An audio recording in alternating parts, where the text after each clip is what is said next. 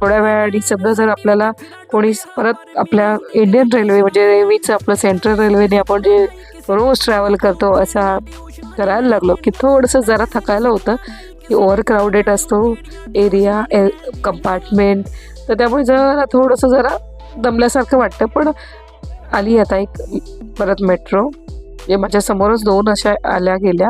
आता मी एक्सपिरियन्स घ्यायला खरोखर जाते, पण खरंच अमेझिंग एक्सपिरियन्स की मेट्रो म्हटल्यावर जरा छान आनंद, शांतता, थकवा कमी वाटतो. AC असल्यामुळे शरीराला मनाला शांतता मिळते आणि छान वाटते. बघा आतमध्ये पण थोडी गर्दी कमी आहे. हीच आपली अंधेरी घाटकोपर, आणि घाटकोपर ते अंधेरी येते त्या मेट्रोला खूपच गर्दी असते. म्हणजे आता सेंट्रल रेल्वेच्या आपल्या लोकल रेल्वेसारखीच गर्दी लागते, पण सिस्टमॅटिकली बसायला जेवढीची जागा आहे त्याच्यावर बसतात, काही जण उभे राहतात, तर गर्दी कमी असते.